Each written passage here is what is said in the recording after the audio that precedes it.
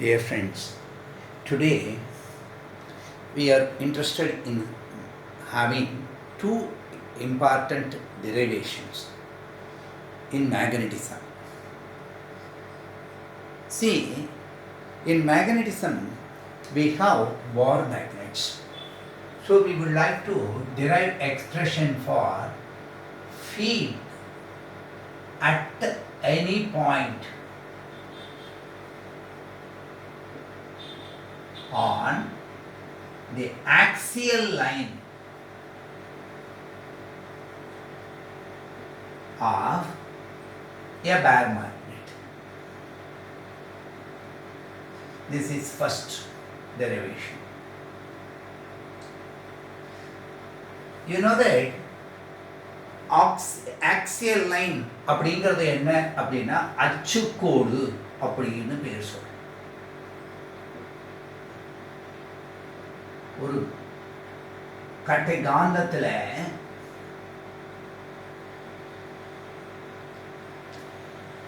அச்சுக்கோட்டின் மீது உள்ள ஒரு புள்ளியில் ஒரு காந்தத்தினுடைய விளைவின் காரணமாக ஏற்படக்கூடிய காந்தப்புலச் செறிவு, த மேக்னெட்டிக் ஃபீல்ட் அப்படிங்கிறத நம்ம பார்க்கணும். இந்த கேள்வியெல்லாம் நேரடியாக நமக்கு பல கணக்குகளும் போடுறதுக்கு ரொம்ப முக்கியமாக இருக்குது.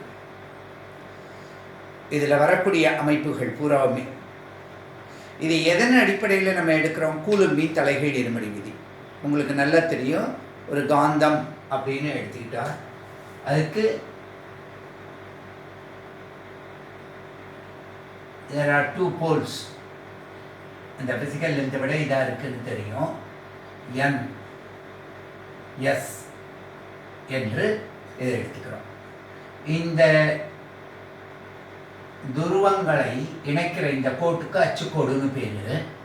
எப்பொழுதுமே இந்த காந்தத்துக்கு மையப்புள்ளியிலேருந்து தான் நம்ம பார்க்கணும். இந்த காந்த கட்டையினுடைய நீளத்தை நம்ம 2L என்று குறிப்பிடுவோம்.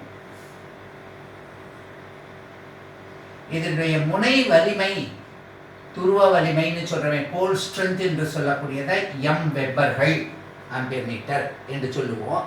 அதுதான் அமைப்பாக இருக்கு. இப்போ நமக்கு என்ன, இந்த அச்சுக்கோட்டை இவ்வாறு நீட்டினா ஏதோ ஒரு புள்ளி P என்பதில் இருக்கக்கூடிய காந்த புலச்செறிவு எப்படி கண்டுபிடிக்கிறது? அதற்கு நம்ம என்ன செய்கிறோம்? இங்கே ஒரு ஓரலகு வட துருவத்தினை, இது ஹைபோதெட்டிக்கல், இங்கே வைக்கும். இப்படி வைக்கும் பொழுது இந்த ஓரலகு வட துருவமானது இந்த காந்தத்தினுடைய இந்த வட துருவத்தின் காரணமாக ஒரு விலக்கு விசையை இந்த திசையிலே உணர்கின்றது. இதை F1 என்று எழுது.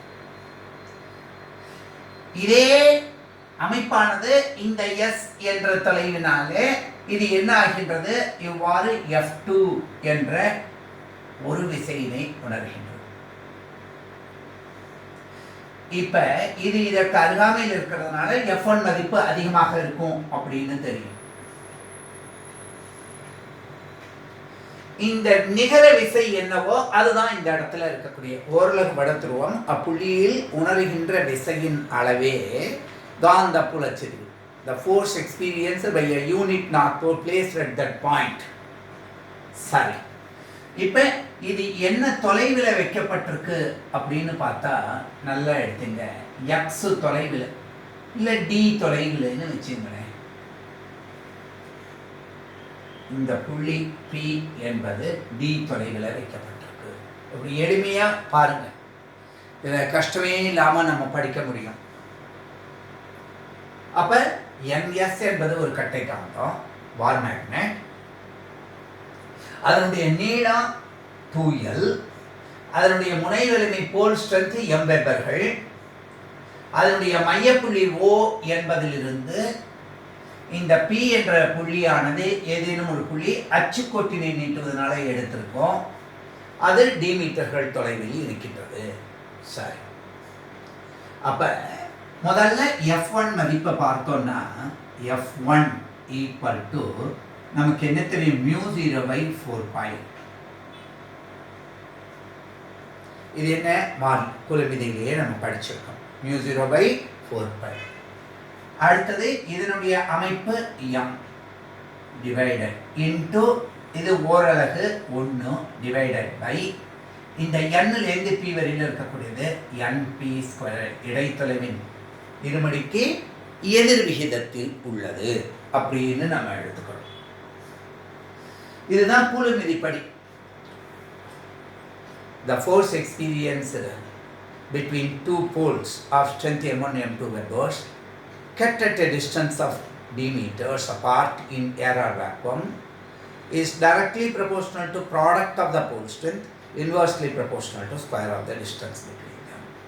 அப்ப இதை எப்படி எழுதலாம் அப்படின்னு பார்த்தா இந்த மியூ 0/4π ஊடகத்தின் விடுதிறன் இதை அப்படியே வச்சுக்கிறோம். 4π 10⁻⁷ வரும், அது அப்படியே இருக்கட்டும். இந்த m டிவைடட் பை இந்த என்பிங்கிறது என்ன அப்படின்னு பார்த்தா ஓபிங்கிற மதிப்பு தெரியும், ஓஎன் அப்படிங்கிற மதிப்பு தெரியும் நமக்கு, எல் அப்படின்னு. இதுலேருந்து இது வரையிலும் இருக்கிற distance semi length of the magnet. ஃப்ராக்ஷனாக வேண்டாமேங்கிறதுனால தான் டோட்டல் லென்த் ஆஃப் த மேக்னெட்டை இப்போ இனிமேல் 2L என்று எடுத்துக்கிறோம். அப்போ இது எல்னு தெரியும். அப்போ என்பி அப்படிங்கிறத ஓபி மைனஸ் ஓஎன் எழுதலாம், அதாவது D minus L whole square அப்படின்னு சொல்லலாம். சரி, இந்த F2 என்பதனுடைய மதிப்பு என்ன இருக்கு? மியூ 0/4π பாருங்க, இதுவும் m தான், ஆனா sp². அப்ப sp இந்த புள்ளியிலிருந்து ஆரம்பிக்கிறோம். இது d plus l இருக்கு. அப்ப இதை என்ன எழுதலாம்? Mu 0/4π into m divided by d plus l whole square என்று. இப்போ டினாமினேட்டரில் அதிக மதிப்பு இருக்கிறதுனால இந்த எண் மதிப்பு குறைச்சலாம். Magnitude will always be lesser. அப்போ நமக்கு நிகர விசை F என்பது எப்படி கிடைக்கிறது? F1 minus F2. இதுதான் ரொம்ப எளிமையானது.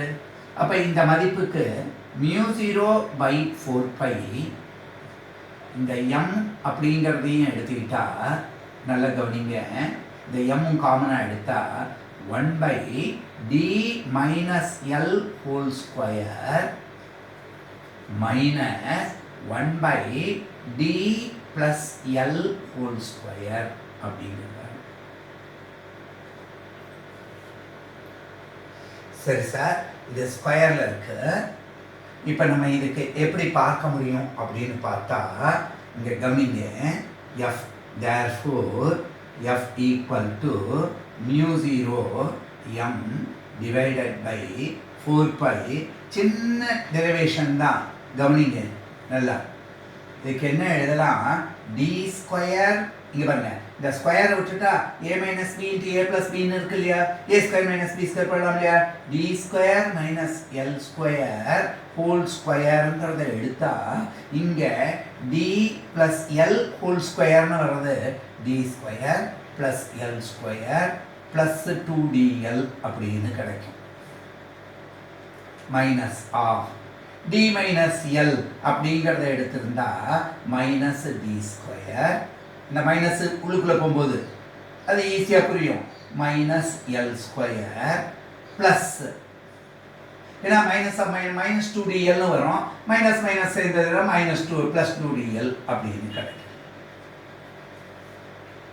அப்போ இந்த டி ஸ்கொயர் இந்த எல் ஸ்கொயர் போயிடுச்சுன்னா 2 டைம்ஸ் 2dl அப்படின்னு கிடைக்கும். அப்போ f therefore f equal to mu 0/4π 2 times. அதுக்கப்புறம் என்ன இருக்குங்க?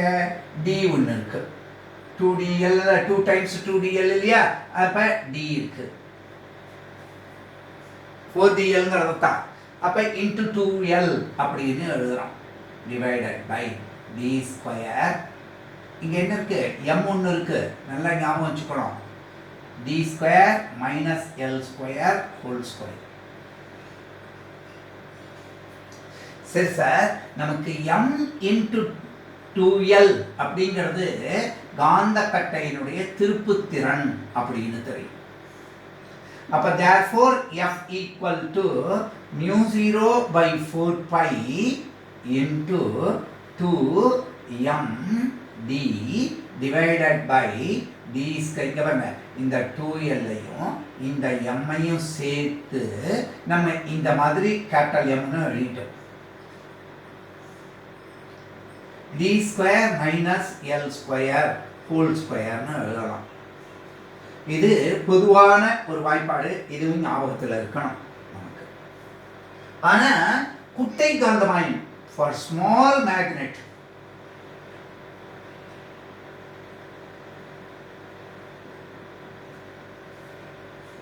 L is much less than D. Hence, L square is negligible.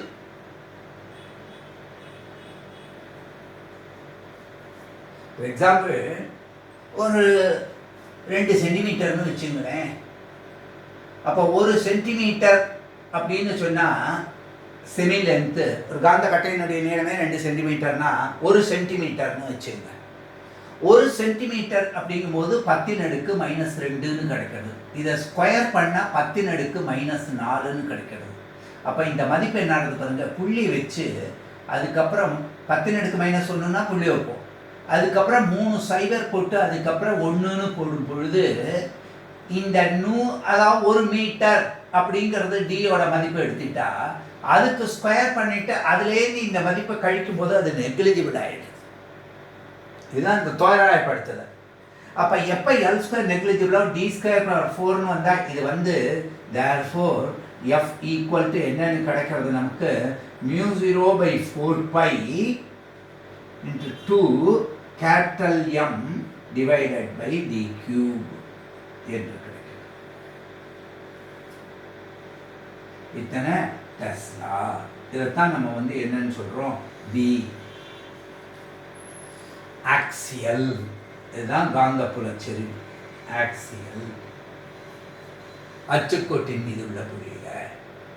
ஆக எளிமையானது தான், ரொம்ப சுலபமானது, நம்ம வகுப்பில் கற்றுட்டு இருக்கிறது தான். இருந்தாலும் இந்த கணக்கீடுகள் வரையறை போடும் பொழுது டெரிவேஷனில் எந்த இடத்துல மாறுபாடு எடுத்துகிறோம், எங்கே தோராயப்படுத்துகிறோம், இந்த வாய்ப்பாடுகள் எப்படி இருக்கு, இதை நம்ம ஞாபகத்துக்கு கொண்டு வரணும். இது அச்சுக்கோட்டின். இப்போ அடுத்தது நடுவரை கோட்டின் மீது உள்ள புள்ளிகள். இந்த காந்தவியல் அப்படிங்கிற பாடம் மிக முக்கியமான பாடம். அடிப்படை மின்சாரம், மின்னோட்டவியலாக இருந்தாலும் மின் அணுவியலாக இருந்தாலும் எதாக இருந்தாலும் நமக்கு ரொம்ப ரொம்ப முக்கியமாக தெரிஞ்சிருக்க வேண்டியது இந்த காந்த பண்பினுடைய அடிப்படை கூறுகள். இது ரொம்ப முக்கியமாக தெரிஞ்சிருக்கணும். என்னுடைய போர் மேக்னட்டான் இதெல்லாம் பற்றி படிக்கும்போது கூட இந்த வாய்ப்பாடுகளை தான் நினைவுறுத்த சொல்றாங்க. அப்ப அது எப்படி வந்தது அப்படிங்கிறதுக்கு ஒரு முக்கியத்துவம் பார்க்கல அப்படின்னு சொன்னா, ஓஹோ எளிமையா இப்படி வந்திருக்குன்னா ஒரு தூரம் போட்டு பார்க்கணும்.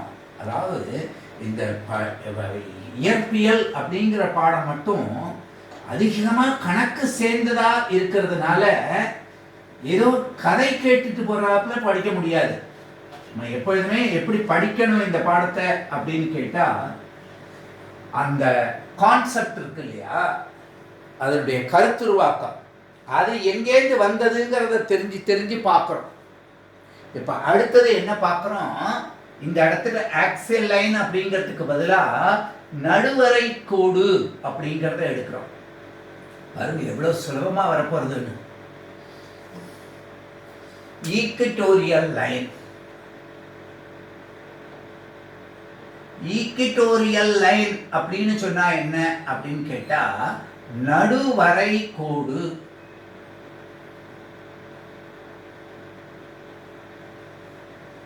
அது என்ன சார் அப்படின்னு கேட்டா, இங்க பாருங்க இதே காந்தம் தான் NS என்பது. பிசிக்கல் லென்த் பாருங்க, இந்த பெரிமீட் இந்த எக்ஸ்ட்ரீமிட்டியில இருக்கும். ஆனா அதனுடைய துருவங்கள் எப்பொழுதுமே உள்ளுக்குள்ள இருக்கும். அதை ஞாபகம் வச்சுக்கணும். இதனுடைய முனை வலிமை போல் ஸ்ட்ரென்த் என்று சொல்லக்கூடியது எம் வெபர்கள். இப்போ இதை ரெண்டையும் இணைச்சா இருக்கிற கோடு அச்சு, அதனுடைய மையப்புள்ளி ஓ. அப்போ இந்த நீளம் எல், இந்த நீளம் எல். ஏன்னா காந்தக்கட்டையினுடைய மொத்த நீளம் 2L அப்படின்னு சொல்லியிருக்கேன். இப்போ இந்த புள்ளியிலேருந்து இந்த அச்சுக்கு, NS என்ற அச்சுக்கு செங்குத்தா வரையப்படக்கூடிய இந்த கோட்டுக்கு தான் பேரு நடுவரை கோடு அப்படின்னு பேர். செங்குத்தான கோடு, இந்த பக்கம் 90 டிகிரி, இந்த பக்கம் 90 டிகிரி. இதுல ஒரு புள்ளி எடுத்துக்கிறோம், P என்ற புள்ளி. இது எவ்வளவு தொலைவில்? D என்ற தொலைவில்.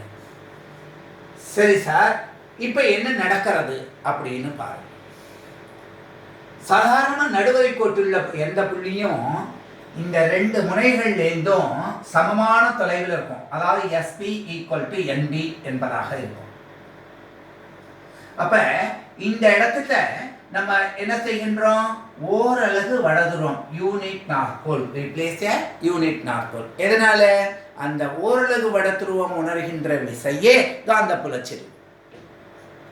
The force experienced by the unit north pole is the magnetic field. அப்ப இந்த இடத்துக்கு இங்கே இந்த இடத்துக்கு.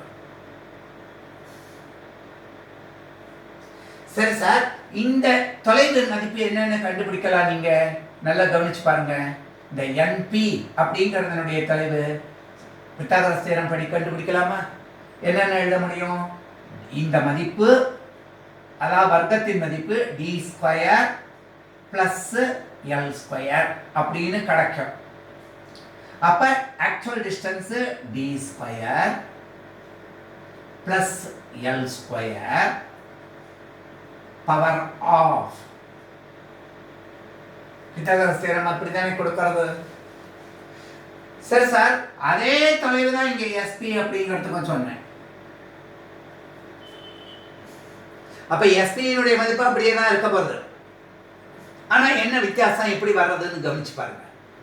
அதாவது இந்த NPங்கிறது இந்த வடதுருவத்தின் மீது ஒரு விலக்கு விசையை இந்த திசையில செயல்படுத்துகிறது, F1 அப்படின்னு.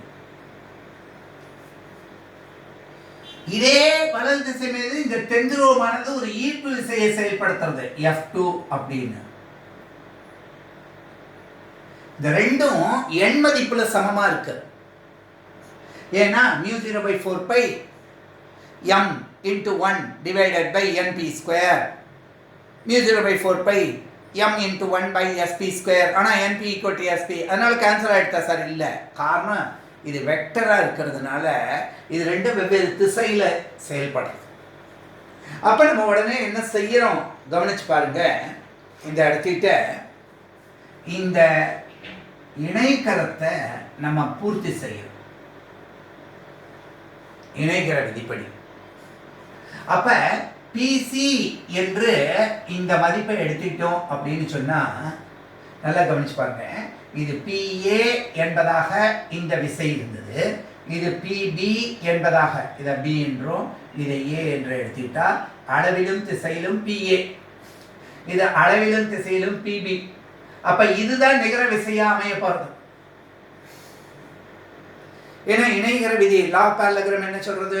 இந்த மாதிரி ஒரே புள்ளியில் சந்திக்கின்ற ரெண்டு வெக்டர்கள் வெவ்வேறு திசையில் இயங்கும் பொழுது அவற்றை கொண்டு வரையப்பட்ட இணைகரத்தின் மூலைவிட்டமானது, the diagonal will represent both in magnitude and direction அப்படின்னு கிடைக்கும். ஓஹோ, அப்படின்னா இதுல என்ன சார் கண்டுபிடிக்கும்? இப்ப PC அப்படின்னு சொல்றோம். இந்த NPங்கிறதனுடைய நீட்சி தானே PA, இந்த PS-ங்கிறதுல தானே PB-ங்கிறது அமைகின்றது. அப்ப இந்த PC-ங்கிற கோடு NS-க்கு இணையாக இருக்கிறது. இதைத்தான் நீங்க இங்க பார்க்கணும். இப்ப அந்த F அப்படிங்கிறதுனுடைய மதிப்பு, F1 மதிப்பு என்னன்னா μ0/4π × m × 1 / NP². அது ST இருந்தாலும் இதாக இருந்தாலும் ஒன்றா தான் இருக்கும் அப்படின்னு சொல்லி இருந்தேன் உங்களுக்கு. இந்த NP னுடைய மதிப்பு என்னன்னு நம்ம கண்டுபிடிச்சு சொல்லியிருக்கோம். mu 0 by 4 pi into m divided by NP யோட மதிப்பு என்ன இருக்கு? d square plus l square. இதானே தொலைவு. பவர் ஆஃப்னு இருக்கு, ஸ்கொயர் ஆயிடுச்சுன்னா இதானே அப்படியே அமைப்பா முடிஞ்சிட போறது. இந்த அமைப்பு அப்படியே இருக்க போகுது. இது f னுடைய திசை மதிப்பு. அது இருக்கட்டும். இப்போ இந்த ரெண்டு ட்ரையாங்கிள் எடுத்துப்போம். PAC அப்படிங்கிற ஒரு முக்கோணம் N இங்க பாருங்க NPS. இது ரெண்டு என்னவா இருக்கு அப்படின்னா சிமிலர் ட்ரையாங்கிள்.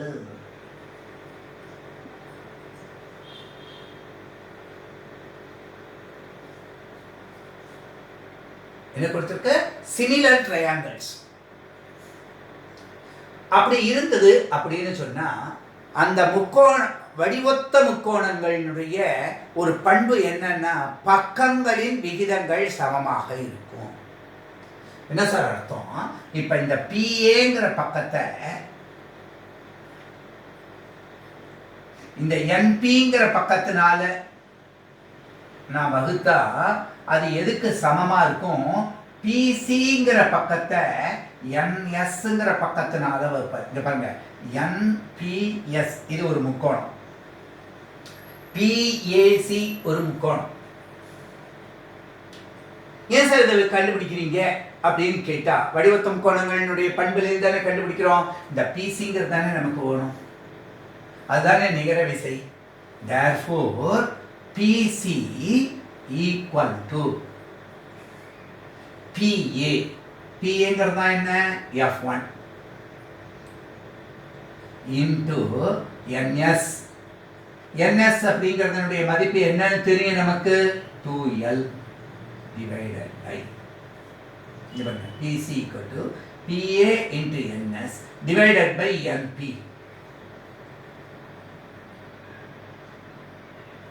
NP னுடைய மதிப்பு என்னவா இருக்கு? NP னுடைய மதிப்பு d square plus L square power of. இதான் கண்டுபிடிச்சு வச்சிருக்கோமே NP மதிப்பு. சுலபமா போடுங்க, கஷ்டமே இல்லை. இப்ப இந்த மதிப்பை இதுல இப்ப பிரதியிட போறோம்.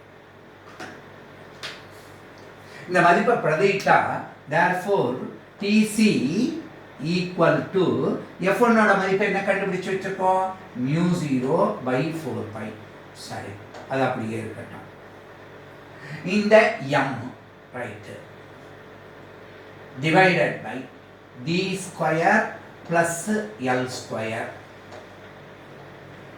இது பூரா இந்த F1 க்கு மதிப்பு. இதை தவிர இங்க என்ன இருக்கு? 2L இருக்கு. இந்த இடத்துல என்ன இருக்கு?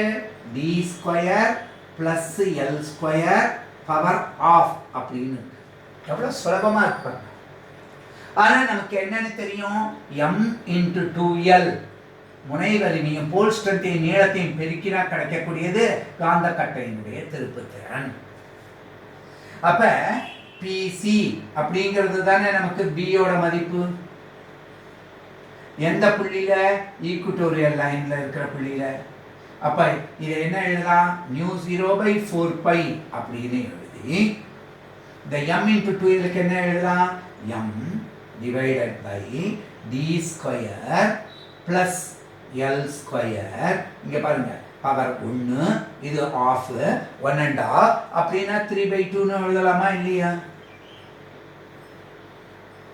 இத்தனை டெஸ்லான்னு கிடைச்சிருச்சா இல்லையா? Weber per metre square. அதுதானே தேவையா இருக்கு நமக்கு. இந்த புள்ளியில இந்த ஓரலகு வடதுருவம் உணர்கின்ற அமைப்பு இதுதானே இருக்கு. சரி, குட்டைக்கால மக்கள் ஃபார் ஸ்மால் மேக்னெட் முன்னாடி போட்ட அதே தானே. எது negligible? L square much less than d square, therefore negligible.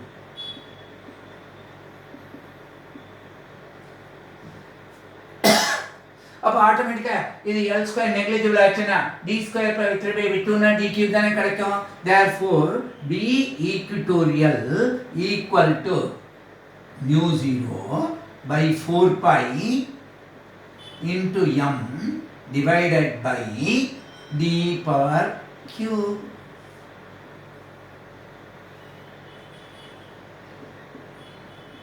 அவ்வளோதானே. சரி சார், இப்போ ஏற்கனவே நம்ம என்ன பார்த்து வச்சிருந்தோம் அப்படின்னு கேட்டால், ஆக்சியல் லைனில் பி ஆக்சியல்ங்கிறதுக்கு ஃபார் ஸ்மால் மேக்னெட்டுக்கு mu 0 by 4 pi into 2m divided by d cube எடுத்துறோம் போன டெரிவேஷன்ல. ஆனால் இங்கே இப்படி இருக்கு. therefore B axial is equal to 2 times B equatorial அப்படின்னு நம்மளால அச்சுக்கோட்டின் மீது உள்ள புள்ளியில்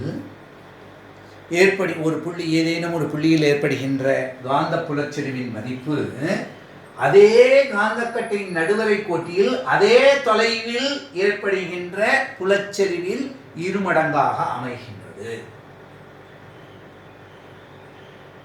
இது நன்றாக புரிஞ்சிருக்கும்னு நினைக்கிறேன்.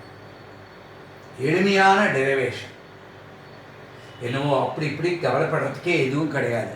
ஸ்டெப் பை ஸ்டெப் போங்க, டெரிவேஷன் சுலபமாக இருக்கும். அப்போ NSங்கிற காந்தத்தை எடுத்துக்கிறோம், முனைவரிமையை கண்டுபிடிக்கிறோம், அந்த காந்த கட்டுக்கு என்னெல்லாம் அமைப்புகள்னு பார்த்தோம். அப்போ அந்த அமைப்புகளில் வரும் பொழுது இந்த ரெண்டு தொலைவுகளும் சமமாக இருந்து விசைகள் சமமாக இருந்தாலும் வெக்டர் தன்மையின் காரணமாக, என்ன வெக்டர்னா என்ன, அதாவது மேக்னிடியூடு மட்டும் இல்லாமல் டைரக்ஷனும் அதாக இருந்ததுன்னா தான் அது அமைப்பாக இருக்க முடியும். ஸ்கேலர்னா டக்குன்னு இது சுழியாக இருந்திருக்கும். இந்த இடத்துல இது வெக்டராக இருக்கிறதுனால திசைகள் வெவ்வேறு இருக்கிறதுனால நம்ம இணைகர விதிப்படி போட்டு அந்த இணைகரத்தினுடைய மூலைவிட்டம் இங்கே பாருங்க PBCAP அப்படிங்கிற இணைகரத்தை போட்டு PCங்கிற மூலைவிட்டத்தை எடுத்தோம்னா நமக்கு இந்த PACங்கிற முக்கோணமும் NPSங்கிற முக்கோணமும் நமக்கு ஒத்த முக்கோணங்கள் வடிவத்த முக்கோணங்களாக இருக்கு. வடிவத்த முக்கோணங்களுடைய பண்புகள் அந்த பக்கங்களுடைய விகிதங்களும் ரெண்டு முக்கோணத்தில், அதாவது PA ஒரு பக்கம், NPங்கிறது வடிவத்த பக்கம்.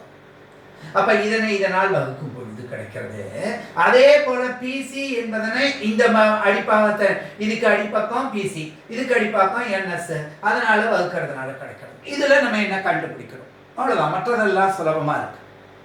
ஆக இந்த முறையில நாம் இன்னைக்கு ஒரு காந்தம், சட்ட காந்தம் அப்படின்னு சொல்றோம் இல்லையா, பார் மேக்னெட் என்ற சட்ட காந்தத்தினுடைய அச்சுக்கோட்டின் மீது உள்ள புள்ளியில் ஏதேனும் உள்ள அல்லது நடுவரை கோட்டின் மீது உள்ள ஏதேனும் ஒரு புள்ளியில் ஏற்படக்கூடிய காந்த புலச்செறிவினுடைய அமைப்புகள் வெபர் பை மீட்டர் ஸ்கொயர் என்ன என்பதை பற்றி பார்த்தோம்.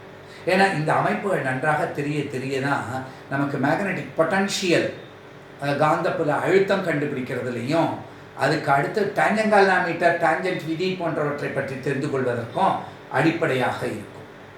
ஆக காந்தம் அப்படிங்கிறத தனி பாடமாக இருந்தால் கூட நம்ம பார்க்க போகிறோம். ஃபண்டமெண்டல்ஸ் ஆஃப் மேக்னட்டிசம் அப்படிங்கிறத பற்றி பார்க்க போகிறோம். அதில் எலிமெண்ட்ஸ் ஆஃப் மேக்னட்டிசம் அப்படிங்கிறத பற்றியெல்லாம் பார்க்க போகிறோம். ஆக இந்த அமைப்பு மிக மிக எளிமையானது. டெரிவேஷன் அப்படின்னு நினச்சி பயப்படாதீங்க, ரொம்ப சுலபமாக போடலாம். அந்த ஃப்ளோவில் அப்படியே போட்டுட்டு போக முடியும். நன்றி.